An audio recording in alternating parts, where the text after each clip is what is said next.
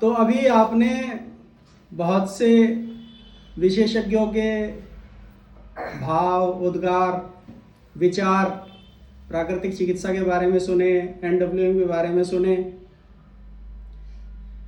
कुछ प्राकृतिक चिकित्सा प्रेमी भी हमारे बीच में थे।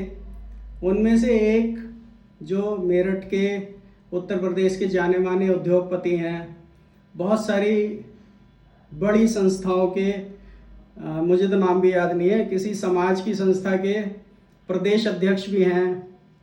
और ये मेरी गुस्ताखी होगी मैं उनसे पूछूं और कितने पदों पे हैं ये, क्योंकि कुछ को तो मैं जानता ही हूँ जो काफ़ी बड़े पद हैं।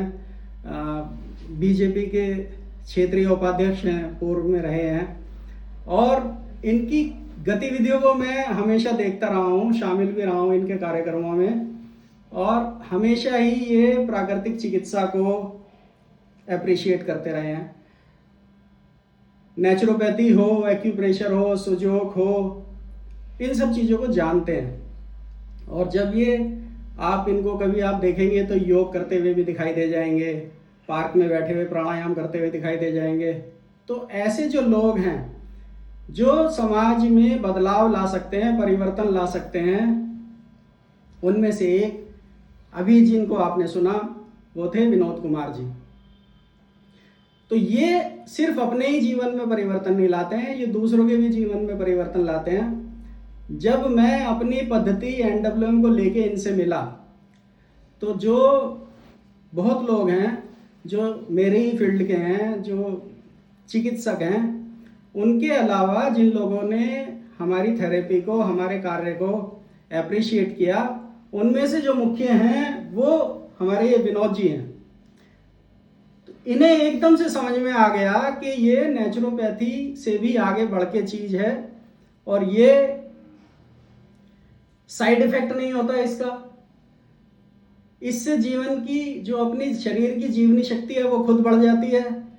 तो ये जो बारीकियां, जब आप किसी से मिलो और उसे आपकी चीज़ों के बारे में पहले से ही जानकारी हो तो ऐसा लगता है जैसे आपका कार्य सफल हो गया।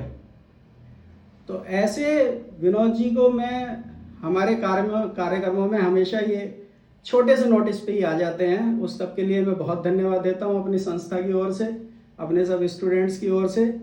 और इसी के साथ मैं अपनी वाणी को विराम देता हूँ। बहुत बहुत धन्यवाद। नेचर के साथ जुड़े रहिए। प्राकृतिक चिकित्सा या प्रकृति, अगर आप प्रकृति को नहीं समझेंगे, बहुत ज़रूरी है प्रकृति को समझना, और उससे भी ज़्यादा ज़रूरी है समय से समझना, वरना तो हम दुष्प्रभाव, प्राकृतिक आपदाएं हम देखते ही जा रहे हैं।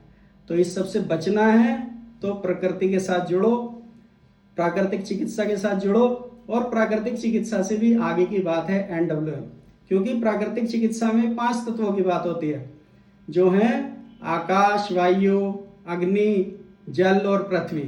लेकिन एनडब्ल्यूएम में हम इन 5 तत्वों को चलाया कैसे जाए, एक्टिवेट कैसे किया जाए, उसके लिए जो 5 तत्व सूक्ष्म हैं, उन 5 सूक्ष्म तत्वों को भी शामिल करते हैं। उसमें आकाश की जगह पे आत्मा आ जाता है, वायु की जगह पे मन आ जाता है, प्रकाश की जगह पे अंधकार आ जाता है, और पृथ्वी की जगह पे काल आ जाता है, जल की जगह पे दिशा आ जाती है। क्योंकि जल तभी काम करेगा जब उसकी दिशा ठीक हो।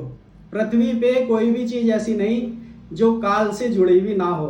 गेहूँ कितने दिन में पैदा होगा, गन्ना कितने दिन में पैदा होगा, बच्चा कितने दिन में पैदा होगा, ये सब पृथ्वी तत्व पे जो कुछ भी होता है वो काल से बंधा हुआ है। ऐसी ही अंधकार की बात है।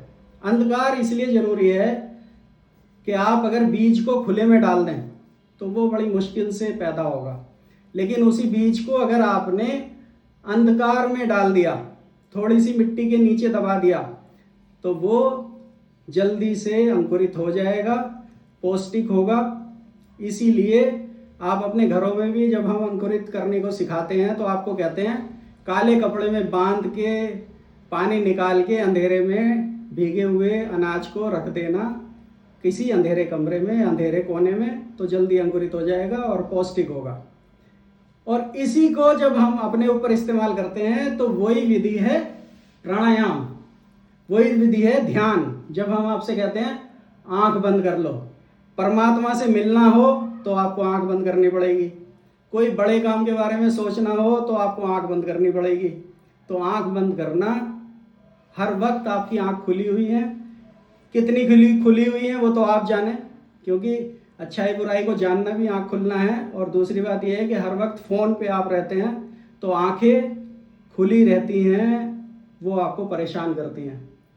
तो स्क्रीन टाइम आप अपना ध्यान रखें।